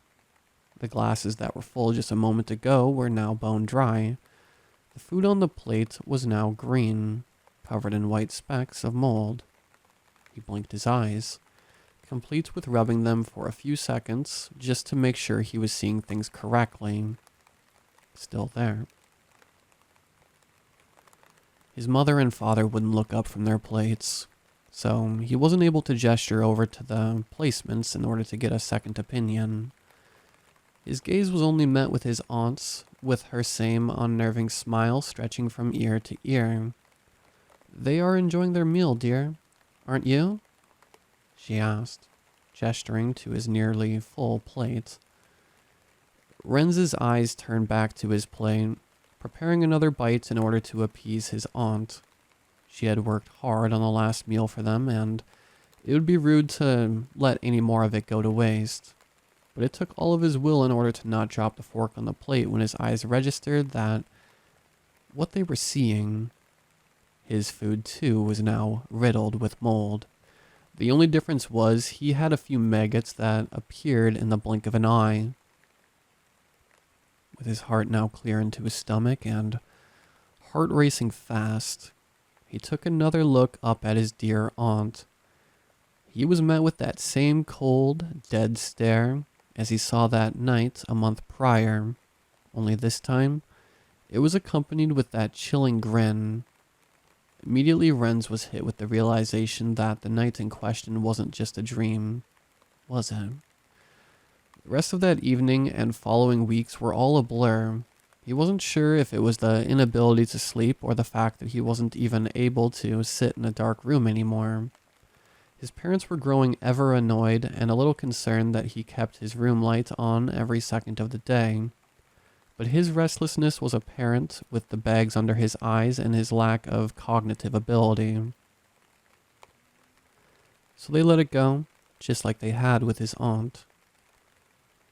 He was opening the mail one morning, sorting through a thick pile, seeing as it's been a week since he was able to bring himself to fetch it. His heartbeat quickened while it sunk to his feet this time when he caught the familiar handwriting in his peripheral vision. It was the latest postcard from his aunt. "We miss you, dear," was written in bold letters up at the top, with a small bit detailing her most recent adventure. But the unsettling part was the picture she taped to the postcard instead of the usual scenery. It was a picture of her, in front of what would normally have been a beautiful bridge, but the kicker was that Kim had that same terrifying and almost inhuman smile and glazed look in her eyes. The fact that it was caught on film solidified the reality of it all. Renz didn't even have time to think of who even took the picture for her before one daunting thought flashed across her mind. Maybe Tito was right. Maybe Auntie Kim was the cause of his misfortune.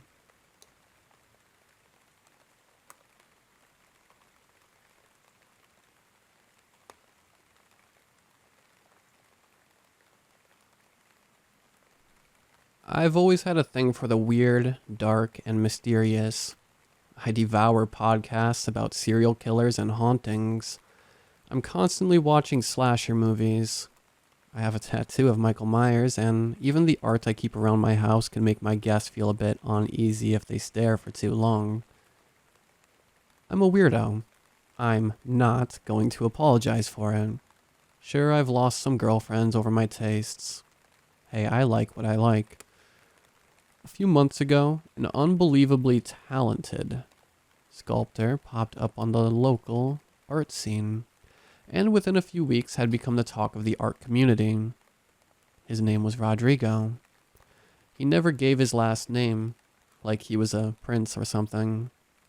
No one knew where he came from, where he worked out of, or how he worked so quickly.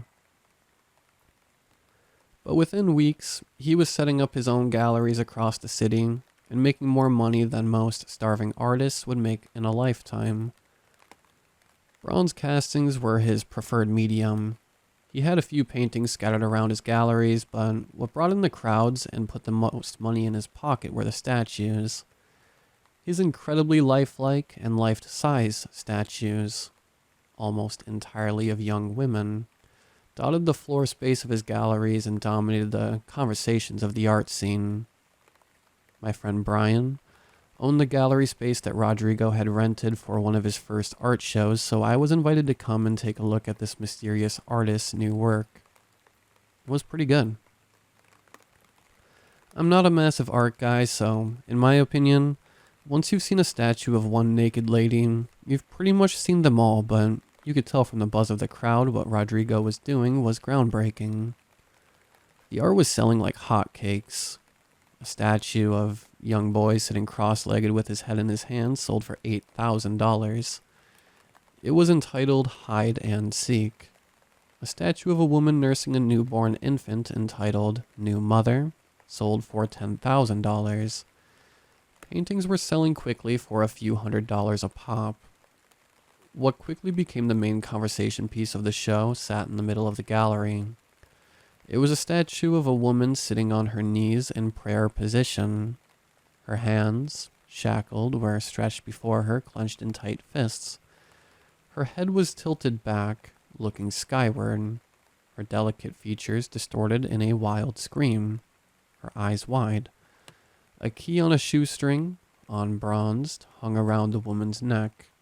It was entitled Emancipation, and it sold for $20,000. A later review of the work had this to say: Emancipation is a gut punch of a piece that sings songs of love, loss, violence, and submission. Its delicate and precise moldings tells the us simultaneously a story of subjugation, servitude, and meekness, as well as a hidden rage bubbling under the surface. Yes, it reminds us that our means are within our reach, but it also dares us to not to escape, but to break free and rage in the faces of our gods. Pretentious? Yeah, I think so too. But you should have seen it. Something about the piece was so visceral, so real. Not a person walked by without stopping to stare. Towards the end of the night, the gallery was beginning to empty. The deep-pocketed oligarchs had left first.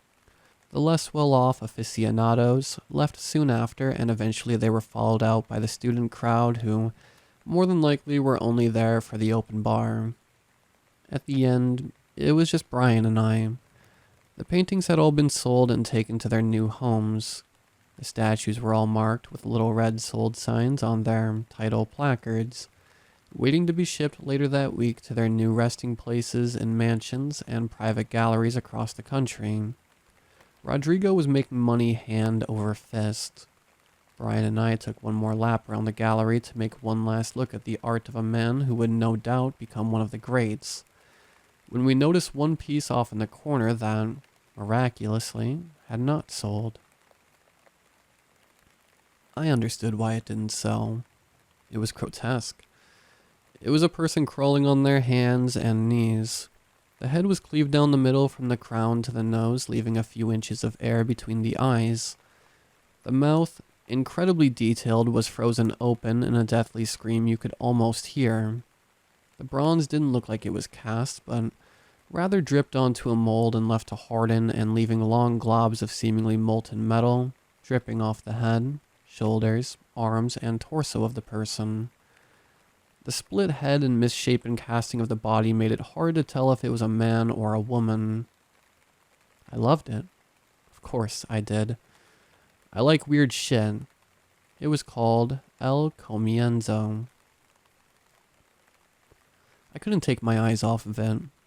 I let Brian finish his checklist of chores he had to complete before he closed up the gallery for the night, and I stood and stared at the work. I was entranced. I didn't even hear the gallery door open or the one-sided conversation happening behind me until I felt a tap on the shoulder. "You like?" the small voice behind me asked. I turned around to see an older gentleman. He was skinny, tan, and had salt and pepper hair. He was wearing a black button-down, black slacks, and black leather shoes. It was Rodrigo. "I love it," I said to the man. A moment of silence passed between us. The man seemed to want more out of me. Never have been one of those people that really gets art, so I turned on my impression to some of the part-time hipster art critics I had heard mingling in the gallery earlier that night. "I think it makes a pretty profound statement," I said. "That we're all just animals climbing out of the primordial stew. No reason, no conscience, no understanding, even the most rudimentary sense of life or death, good or evil, right or wrong." Thank God he wasn't a fan of the movie Halloween, because that last part was just a Dr. Loomis quote. I see, he said enthusiastically. His accent was difficult to place. South American? A man pretending to be a South American? "It must go. You must have it." No. I laughed. "There's no way I could afford this. Cheapest statue you sold here tonight was $8K. There's no way I can take this." The old man took my hands into his and stared deep into my eyes. "Then how about for $1? The man smiled. "It must go. All of it must go. Once the art is out in the world, I cannot take it back into my home. I will make more. I will sell more." He shook my hand and placed it on the statue. "This belongs to you now." "You." Rodrigo snapped at Brian, who had been eavesdropping quietly in the corner. "Broom in hand. Take this man's information and make sure this is shipped to his home." Brian's mouth hung wide open as I handed $1 over to the soon-to-be famous artist. The old man snatched the money out of my hand, winked, turned, and left. Brian's mouth still hung open. Neither of us could believe what had just happened. We stood in silence for a while until Brian decided to break it. "You fucker," he said. "If you ever sell it, I'm getting half." The statue arrived at my front door a week later. I had been rearranging my furniture constantly the past 7 days, trying to decide where I wanted my new art piece to be installed. The living room? No. I watched a lot of scary movies, and honestly, I didn't want it in there staring at me with its blind eyes while I did that. Bedroom? Definitely not. Center of the foyer? That would be a conversation starter for sure, but like I said, I had lost too many girlfriends to my weird tastes, and with that monstrosity greeting you at the entrance, I'd never get a girl in the front door again. I decided to put it in my office, to the right of my desk, looking out the door like some sort of fucked up post-apocalyptic guard dog. It took a team of massive men to carry the statue into my house, down the hall, and into the office. They grunted and cursed the entire time, and I was so worried they would drop it. Not because I was worried about damaging the basically free statue, but because it would probably destroy my hardwood floors and I did not have the money for that headache. After half an hour, they got the statue into position next to my desk and unwrapped the foam and bubble wrap that covered it. When the last meter of bubble wrap was unraveled from the head of the statue, a great weight seemed to settle in the room, like the air had just gotten thicker. The men went silent and stared quietly at the statue. I remember sitting there thinking, do I tip these guys? Is this where I'm supposed to offer them lemonade? One of the men broke the silence. You a fucked up motherfucker, huh? Then the men filed out of my house. The dreams started that night. Or at least, I think they were dreams. I could hardly remember most of them. You know when you have a bad dream and you try to remember it, but the harder you think, the more distorted and distant the memory becomes?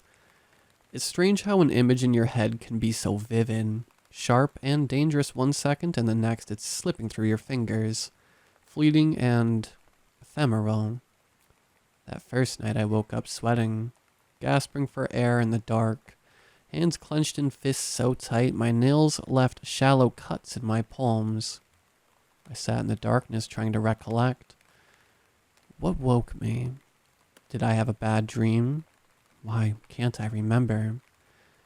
I didn't sleep the rest of that night, too wired on adrenaline from a forgotten terror to close my eyes.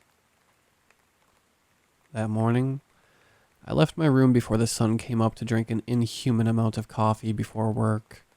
I wandered through the dark hallway of my house and gasped when I crossed my office door and saw the monstrous statue peering out at me from a shadowy corner. I had completely forgotten it was there. It was definitely going to take some getting used to. I drank my coffee, made some eggs, and watched a little TV before cleaning up, and deciding to start my workday around 8 a.m. I stood in the doorway of the office and studied misshapen human figure frozen in bronze sitting in the dim corner of the room. The image of the statue brought a forgotten memory to the front of my mind like a burst of lightning. A scream. A blood-curdling, window-shattering scream had woken me up that morning. I was sure of it. But was it my scream? Obviously, I had been having a nightmare. I was still damp with sweat. It was loud and high-pitched, which didn't sound like me, but who knows what noises my unconscious body could be capable of making. I'd made some pretty embarrassing noises a few weeks before while watching The Exorcist by candlelight. I'm weird, I know, I get it. Maybe there wasn't even a scream at all and it was just a figment of my imagination trying to rationalize whatever terror was plaguing me in my sleep, but it was probably my own scream. I sat down to work, or at least I tried. I tried to focus on my spreadsheets, but my eyes kept wandering over to the corner on my right to inspect the dripping globs of the statue. Each time I tried to focus on spreadsheets and paperwork, my eyes would slowly glide over to the corner every 5 minutes or so. I wasn't getting anything done. I got more coffee, still couldn't focus. I took a walk around the block, still couldn't focus. I took an early lunch to take a short nap, still couldn't focus. The statue seemed to have a gravity of its own, pulling my eyes towards it as if it was asking to show me something. Whatever. I'm just tired, I figured. I'd get a good night of sleep and have a better day tomorrow. Spoiler alert. I didn't get that good night of sleep I was hoping for. I laid in the bed staring at the ceiling, watching the fan spin round and round. I couldn't keep my mind from drifting back to the statue.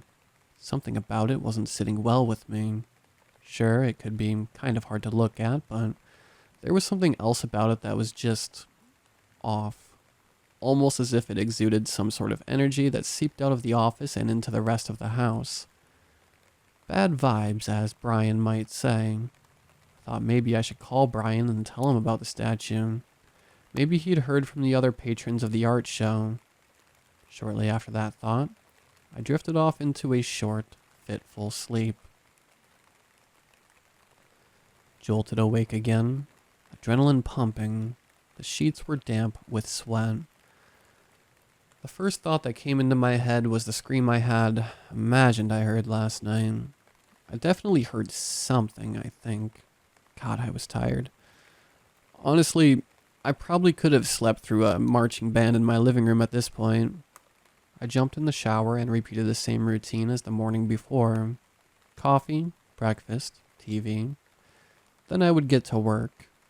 I sat down at the desk and pointlessly clicked the mouse around the monitor, too tired and distracted once again to get any real work done. I decided to call Brian. Hey Brian, have you been getting any feedback from anyone from the art show about their statues? Feedback? Like what? It's heavier than I thought it would be? Brian laughed. No, I mean... Never mind. I sighed. Obviously Brian hadn't heard anything. It's nothing, I just don't know if I like it in my house.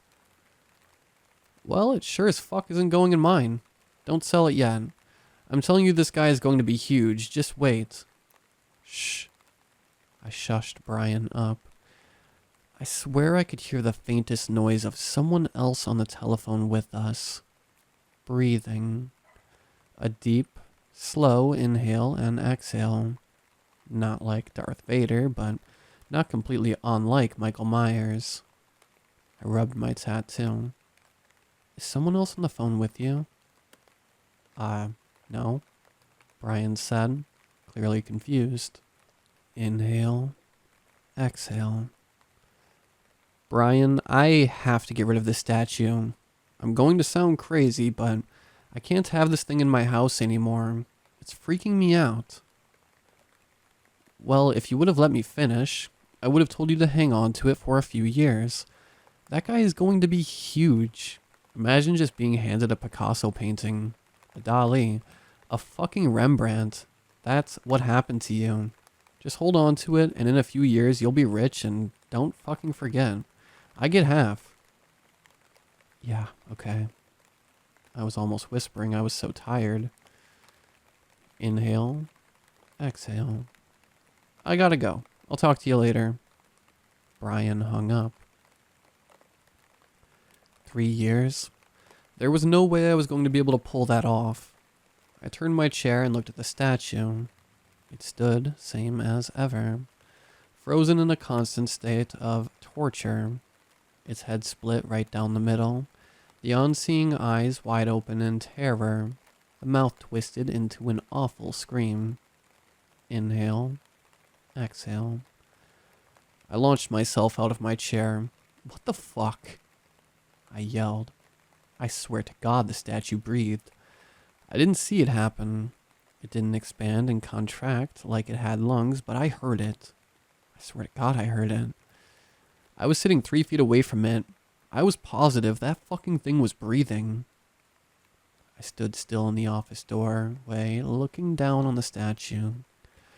I didn't speak, and I was moderating my breathing as quietly as I could so I couldn't mistake my own wavering breath for that of the statue. I'm not sure I even blinked for the first 5 minutes I stood there. If it was going to breathe again, I wanted to witness it. I needed to witness it, if only to prove to myself that I wasn't insane, but the longer I stared, the more paranoid I got. The hair on my arm stood straight up. My mouth went dry. I could feel the air going out of the room. I couldn't shake the feeling that any second this tortured human would draw air or blink, or I would notice in a split second its muscles tense, then it would be launching itself across the room towards me, its hands reaching for my neck. I went to the bedroom, grabbed a spare bed sheet, and brought it back to the office. I draped the sheet over the bronze figure and sat back down to get some work done. It didn't help. In fact, it just made everything worse. What if it was blinking under there? What if the distraught scream had morphed into a menacing smile? Every now and then the sheet would get caught ever so slightly in the air conditioning, and shift just a few millimeters, sending my mind into a state of sheer panic. I couldn't take it anymore. I evacuated the office. I moved my entire workstation to the kitchen and made a special point to close the office door behind me. I remember chuckling to myself, I won't go into that room for 3 years. Easy. The kitchen was better for me. I drank some more coffee and got a little bit of work done, but I was never able to relax. My shoulders were tense and my eyes started to investigate every little sound I heard. It was going to be an early night again. I had to get some sleep. Before I went to bed, I downloaded a sleep app that records noises throughout the night. It's supposed to be for people with sleep apnea, or sleep talkers, or bed snoring. Not people in possession or demonic statues, but it would have to do. I loaded up the app, put my phone on my nightstand, and again tried to sleep. Getting to sleep that night was easier, probably because I hadn't slept for 2 days at that point, but I can give you a guess how I woke up. I woke up on the floor of my bedroom, sweating and panting for air. I immediately grabbed my phone and started the playback of the night's recorded audio. It was a small file. I had only been asleep for about 3 hours. The first 2 hours of the recording were uneventful. Just a little snoring and a cough, but about 10 minutes before I woke up, the recording started to get pretty, bad. My snoring quietly tapered off to a natural breathing pattern before devolving into a whimper. I sounded like a scared child. I could hear myself trembling through the audio, then 6 loud thuds, each spaced out by about 2 seconds. The next 10 seconds were a deathly silence, then the long, slow creaking of my bedroom door swinging open. The next 4 minutes was more of my whimpering accompanied by another sound. Inhale, exhale. Then, a head-splitting, mind-numbing scream exploded from my phone. The scream of someone in pain. The scream of someone being tortured. The scream of a vengeful spirit. 3 sounds could be heard in the background of the scream. My bedroom door slamming, my body falling out of bed, and myself gasping for air as I woke up, and the scream subsided. I closed the app, called my boss, and let him know I was sick and wouldn't be working that day, and probably the following day as well. I didn't realize it was 2:30 in the morning. He was pissed I woke him up, but fuck him. I sat in my bed and stared at my door for 6 hours. I didn't want to leave my room. As soon as I opened that door, it would be standing there on the other side. I could feel it. Another 2 hours later, and I was about to piss myself. I remember thinking I was being foolish. Was I going to piss in my bed because I was scared of a statue? Grow the fuck up, dude. Get out there and piss in a toilet like a man. I stood up, crossed the room, opened my bedroom door, and immediately pissed myself at what I was looking at. At the other end of the hall, my office door lay wide open. The bed sheets I had used to cover the statue was laying in a crumpled mess on top of my desk. I think you would have pissed yourself too. I slammed my door, locked it, as if a flimsy plywood door would stop a 1,000+ pounds force running into it, and crawled back in bed. I didn't even clean up my piss. I sat there staring at the door for another 4 hours until the banging started. Bang, bang, bang. I felt dizzy. The world was spinning around me. I can't believe this was really happening. Bang, bang, bang, came the noise from the hall. I dry heaved in my bed. I couldn't believe this was how it was going to end. I screamed as loud as I could. I stopped, drew another breath, and screamed some more. Then what sounded like an explosion came from the hallway. I could hear wood splinters clatter on the hardwood floor. I kept screaming. My doorknob was turning and I was getting lightheaded. I could hear voices from it in the hallway talking to each other. Was there more than one? I'm fucked. The bedroom door swung open, and into my bedroom walked a cop, gun drawn. He was just sitting in bed screaming like a psycho. He called over his shoulder to the other cop in the hallway. The officer took a deep sniff with his nose. Ah, Jesus Christ. I'm standing in a piss puddle, ain't I? I passed out. When I woke up, a cop was sitting in a chair across from me. I was in a hospital bed. I was really glad it wasn't the cop who got my piss on his boots. We heard you screaming, so we busted down your front door, the cop said. The department will not be reimbursing you for that. He sat up in his chair and rubbed his mustache a little bit before settling himself back in a bit more comfortably. I'm going to tell you a story, then I'm going to ask you some questions. Do you think you can handle that?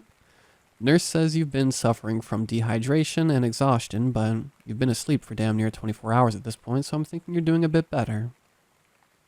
I nodded. He told me a story about a businessman. He had started his own plumbing company at 20 years old, expanded it, took it nationwide, then sold it at 60 years old for nearly $100 million. From then on, he spent his time traveling the world and buying art with his wife of 30 years. They were very much in love and spent their anniversary at the Love every year. The businessman built a church in his hometown at 65 and spent every Christmas at soup kitchens feeding those less fortunate. Eventually, his travels brought him to the same art show I was at a few days ago. Rodrigo's. The one held in Brian's gallery. The man was entranced by a piece of art he saw there. It was called Emancipation. He said something about how the piece spoke to him, so he bought it. The next day, he brought it back home and placed it in his private gallery and invited friends to come see it. They were impressed with the craftsmanship, but the businessman's respect for the piece quickly developed into an obsession. His friends said by the third day he wouldn't leave the room it stood in. He moved his bed into the gallery. He took his meals there. We're told he would hold lengthy conversations with the statue while his wife and friends listened in from the other room. The fifth day, he snapped. Went completely nuts. Destroyed most of the art in his gallery, then killed his wife and her friend who happened to be unlucky enough to be visiting at the time. When he woke up the sixth day, he couldn't believe what he had done. He got a hammer and chisel from his toolkit and went to work on that statue. Says the statue told him to kill his wife, so he wanted revenge on the statue before he turned himself in. He chiseled the statue's face off over the course of 2 hours, then called the police. When the police arrived at the businessman's house, the first thing they noticed was the smell. It wasn't coming from the 2 bodies they found in the kitchen. They hadn't been dead long enough to stink yet. It was coming from the gallery. When the police entered the gallery to investigate, they found the statue, kneeling, hands chained, and littering the floor around it were small pieces of bronze that had been painstakingly chipped off. The statue's face, tilted back towards the ceiling, had been chipped away, revealing underneath the charred and rotting remains of some unlucky soul. We're looking for a man who goes by the name Rodrigo. He's connected to 14 open missing persons cases, the cop said. If you haven't put it together yet, they're in the statues. I went home from the hospital the next day. The statue in my office was gone and my room smelled like piss. I kept myself busy that first day. I didn't want to stop to think, afraid of what my mind might conjure up. I replaced my front door, then tried a dozen different remedies to get the piss smell out of my room. None of them worked. I made a mental note to eat better. I started to move my workstation back into my office, humming to try and distract myself from the empty space in the corner where the statue used to reside. When I found a dollar bill sitting on top of the desk, I picked it up and folded it over my hands. On the back side of the bill, in black Sharpie, was written, "She was my first."